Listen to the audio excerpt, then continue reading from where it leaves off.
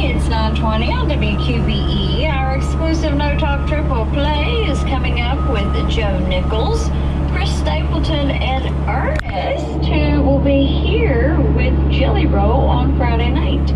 But first, a minute from Nashville. Morgan Wallen's new song, Love Somebody, was released a week and a half ago and has already become the #1 song on Billboard's Hot 100.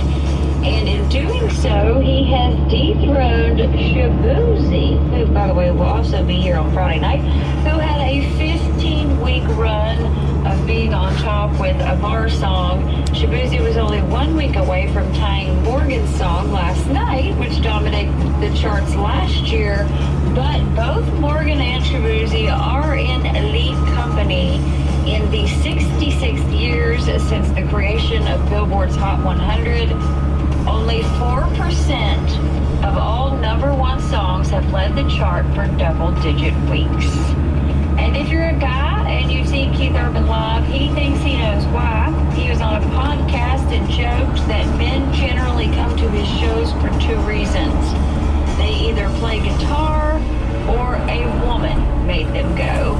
He calls them reluctant boyfriends. With your Minute from Nashville, I'm Jake on 97.5 WQBE. For a limited time only, new iMart Express customers enjoy 40% off your first purchase during our Inflation Buster sales event. With eye exams available and free same-day speed, you'll get your glasses in a blink, so you never miss a moment. Shop the sale today and get 40% off for all